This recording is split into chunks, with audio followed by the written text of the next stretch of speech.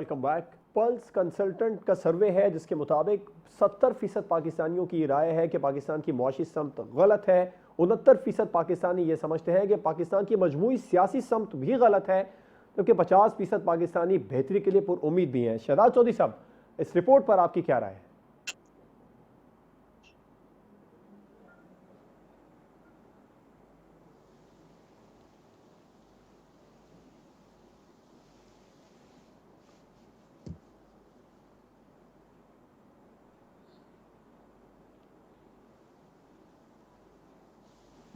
ये आवाज नहीं आ रही शहजाद चौधरी साहब की। शहजाद चौधरी साहब, आपकी आवाज देखिए, एक तो पता नहीं मुझे ये पल कंसल्टेंट्स कौन है और किसने ये इनिशिएट किया। बात सूरत आप कह रहे हैं तो हम मान लेते हैं, लेकिन ये 70 या 69 क्यों है? ये तो मेरे ख्याल में 99% होने चाहिए, अगर 100% नहीं तो। मेरे ख्याल में सब किसी पाकिस्तानी से पूछ लें, वो माशी तौर पर इस वक्त बहुत परेशान है और वो समझ, अगर थोड़ी बहुत मईशत समझता हो तो उसको पता है कि पाकिस्तान की माशी सिमत बिल्कुल दुरुस्त नहीं।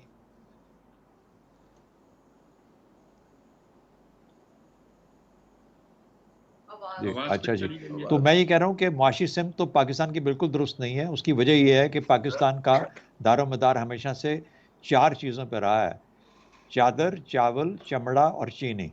ये है आपकी मईशत मुकम्मल तौर पर, और ये पिछले 70 साल से यही कुछ है। जब तक आप इसमें तब्दीली नहीं करेंगे, जो जितना पैसा आप लेते हैं, ये बाहर से उधार मांगते हैं, उसको जब तक आप प्रोडक्टिव एवेन्यूज़ में नहीं लगाएंगे, फिक्स्ड एसेट बनाना बंद कर देंगे। मेरी आवाज़ आ रही है? जी जी बिल्कुल आ रही है शहजाद चौधरी साहब। हेलो जी जी शहजाद चौधरी साहब, बिल्कुल आ रही है आपकी आवाज़। रिपोर्ट पर आप हेलो। ठीक, मैं वापस आऊंगा आपसे। सजाद मीर साहब, आप इस रिपोर्ट के हवाले से क्या कहेंगे? शहजाद चौधरी साहब कह रहे हैं कि 70% क्यों 100% पाकिस्तानी इस वक्त माशी सूरत हाल से परेशान है। ये मेरे ख्याल में शहजाद चौधरी साहब गलत नहीं कह रहे, बिल्कुल ठीक कह रहे हैं। और मेरे ख्याल में इस वक्त पाकिस्तानियों के गलत या दुरुस्त होने की बात सिर्फ नहीं है, बल्कि गौर से देखा जाए तो माहिरीन की भी यही राय है कि पाकिस्तान की माशी सूरत हाल दुरुस्त नहीं है। ये असल में बहुत बेसिक फैसले हैं जो हमने करने हैं, और वो फैसले शायद हम कर नहीं पा रहे। ये मईशत से ज़्यादा खारजा पॉलिसी के फैसले हैं, और वो खारजा पॉलिसी के मैं इसलिए कहता हूँ कि आप जब सी पैक से कट कर, मैं कट कर कह रहा हूँ बिल्कुल वजाहत के साथ, उसको रोल बैक करके एक तरह के हम IMF के पास गए हैं, और उसकी इतनी शराइतें जो हम पूरी नहीं कर पा रहे। अब हमारे वज़ीर आज़म चीन जा रहे हैं, कल खबर आई कि हम रूस से या काज़ाकिस्तान से या पता नहीं शायद यूक्रेन से पैसे लेकर कुछ अपना जो ML1 का जो प्रोग्राम है उसको आगे बढ़ाना चाहते हैं। इसमें किसी ने सर्वे स्टडी नहीं किया कि आखिर ये मनसूबा रुका हुआ क्यों है। मैं कल भी अर्ज कर चुका था कि चीन के बैंकों में पैसा मंजूर पड़ा है और हम वो पैसा ले नहीं पा रहे क्योंकि IMF हमें रोकता है। हम इस चुंगल से कैसे निकल सकते हैं? हमारा out of the box solution कैसे हो सकता है? हमारी खारजा पॉलिसी में हमें क्या करना है कि जिस तहत कोई, मैंने कल भी कहा था कि अमेरिका से लड़ाई नहीं लेनी हमने, लेकिन हमने अपनी पॉलिसी को कैसे बनाना है कि आप अपने मुआशियात का तहफ़्फ़ुज़ कर सके। अव्वल दिन से हम अपनी सलामती के चक्कर में हैं और दुरुस्त तौर पर हैं, गलत नहीं है, गलत ना समझा जाए मेरी बात को। अव्वल दिन से यही है, हर मुल्क होता है, लेकिन हम वो कहते हैं ना, हमने सलामती, हमने सिक्योरिटी स्टेट बना दिया मुल्क को।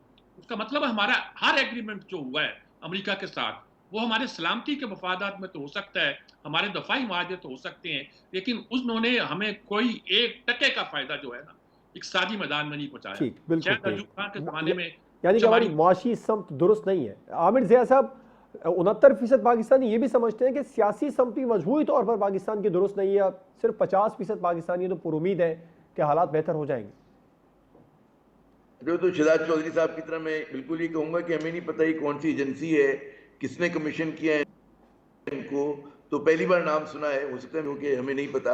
लेकिन बहरकैफ ये जो बात हो रही है, मतलब है जिस तरह से हमारा मीडिया गुफ्तगू करता रहता है और सोशल मीडिया पर डिबेट्स रहती हैं, तो एक आम तासुर यही बना हुआ है कि जी हुकूमत हर चीज़ गलत कर रही है, और इतनी बेशुमार गलतियाँ भी हैं। लेकिन हमारा काम सिर्फ ये नहीं होता कि मतलब हम कहें कि जी महंगाई है और एक हम इंसाइट करते रहें लोगों को। एक और जो बहुत बड़ा हमारी जिम्मेदारी कि हम ये डिस्कस करें कि जी वजह क्या है हमारी माशी मजबूरियों की और प्रॉब्लम्स की, क्या कुलियतन जिम्मेदार ये 4-5 साल हैं, ये जो पीटीआई हुकूमत के 3.5 बरस हैं, या इसकी जो हमें जड़ें जो हैं, जैसा कि अभी सिराज मीर साहब फरमा रहे थे कि हमारे स्ट्रक्चरल प्रॉब्लम्स भी हैं और ये जड़ें जो है कई दिहाइयों पे फैली हुई हैं, और इसमें जो हमारी मुख्तलिफ हुकूमतों ने जो चॉइसेस ली हैं, अमरीका नवाजी की चॉइसेस ली हैं, आईएमएफ के शिकंजे में रहने की है, मगरब नवाज जो एक हमारा जहन बना हुआ है हमारे रूलिंग एलीट का, चाहे वो सिविलियन हो चाहे वो हमारे फौजी लीडरशिप हो, तो ये भी इसका बहुत बड़ा एक मेरे ख्याल में आंसर है। और ये जो बड़ा अच्छी तरह इन्होंने एक्सप्लेन, मैंने वो कॉलम पढ़ा था सजाद मीर साहब का जिन्होंने सीपैक और चाइना के हवाले से भी 1-2 रोज पहले ही लिखा था, और फिर बड़ा तफसील के साथ इन्होंने ज़ाहिर खुद वो बयान भी कर दिया है कि अगर हम आईएमएफ की शराइत की वजह से चाइना की दोस्ती से मुंह मोड़ रहे हैं, और मुंह नहीं भी मोड़ रहे, हम जो है वो सीपैक का फायदा नहीं उठा पा रहे हैं, सीपैक को हमने इंस्टॉल कर दिया है, पाकिस्तान का ही है। बात ये कि जब तक हमारी रूलिंग एलीट इस बात पे क्लियर नहीं होती कि आज भारत के स्ट्रेटेजिक अलाय जो है वो अमेरिका है, और इस वजह से हमारे और अमेरिका के दरमियान कन्वर्जेंस ऑफ इंटरेस्ट नहीं है बल्कि डाइवर्जेंस ऑफ इंटरेस्ट ज्यादा हो रहे हैं, और वही डिसाइसिव फैक्टर भी है। फिर जाहिर है कि अमेरिका कंटेन अगर चाइना पॉलिसी पे अमल पैरा है तब भी हमें सूट नहीं करते ये सब बातें। इसके नतीजे में आईएमएफ को इस्तेमाल किया जा रहा है पाकिस्तान की, कहते हैं ना, माशी तौर पर हमारा गला घोटने के लिए। और जो कुछ हमारे मतलब है कि जिस तरह से हमने एक सिम मुकर्रर की थी अपने तरक्की देने की सीपैक के जरिए, उसको उसका गला घोटने के लिए, तो ये मेरे ख्याल में हमारी रूलिंग एलीट को सोचना चाहिए, देखना चाहिए कि ये जो हम फैसले कर रहे हैं पैदल पे, और हमने एक मरतबा फिर हम अब तक कंफ्यूजन के शिकार हैं कि जी हम अमेरिका को बैलेंस करने के चक्कर में कि अगर चाइना के साथ हम हमारे ताल्लुकात में जरा सा भी बाल भी आता है तो बहुत नुकसानदेह होगा। हमें समझना चाहिए कि चाइना हमेशा से आप पे एक पायदार दोस्त रहा है, और अमेरिका ने हमें हमेशा इस्तेमाल किया, और उसके साथ जो भी हमारे ताल्लुकात रहे वो बहुत ही नापायदार रहे, और बहुत ही उसके अंदर कहते हैं ना एलिमेंट ऑफ डिस्ट्रस्ट था, जो अफगान जंग के बाद हम उल्टे खड़े हो जाएं। अमेरिका आपको इस बात पे माफ नहीं करेगा, जो भी उनके परसीव ख्यालात हैं हमारे बारे में, गलत या सही। तो आने वाले दौर में अगर हम लोगों ने चॉइसेस ली तो हमारी जो माशी मुश्किलात हैं वो बढ़ेंगी, और वो मजीद बढ़ेंगी। उसके बिल्कुल लिए ठीक, आपको आउट ऑफ द बॉक्स सोचना आउट ऑफ पड़ेगा, द बॉक्स सोचना और पड़ेगा। मुना, IMF से हटकर आप क्या सोचना समझते हैं? पड़ेगा। एक और रिपोर्ट आई जिसके मुताबिक पाकिस्तान की मुआशी समत दुरुस्त नहीं है। आजकल वैसे मेरा ख्याल है कोई सर्वे का मौसम है, क्योंकि पहले एक और इस तरह का सर्वे आ चुका है, ट्रांसपेरेंसी इंटरनेशनल आ चुका है, फिर वो वजीर आला पंजाब के हवाले से तो भी था कि वो बेस्ट है चारों में से, तो ये एक और सर्वे है हमारे सामने। ये बात दुरुस्त है कि अगर आप आवाम से ये सवाल पूछ रहे हैं तो ऑब्वियसली वो इतनी जो कॉम्प्लिकेशंस है और स्ट्रक्चरल चीजें हैं उनमें नहीं जाएंगे। आवाम के लेवल पर अगर आप बात करें तो अवामी सतह पर सबसे इंपॉर्टेंट फैक्टर इन्फ्लेशन है या महंगाई का फैक्टर है, तो जाहिर है वो उसी की बुनियाद पर अपना जवाब देंगे, जो कि उन्होंने बिल्कुल ठीक दिया है। बल्कि ये मैं मुत्तफिक हूँ कि शायद इसकी जो शरह है वो मजीद ज्यादा होनी चाहिए थी इस हिसाब से अगर जाया जाए। महंगाई बिल्कुल आगे जा रही है, उसमें बहुत सारे फैक्चुअल प्रॉब्लम्स हैं। ये बात भी बिल्कुल दुरुस्त है कि इसको आइसोलेशन में नहीं देखा जा सकता।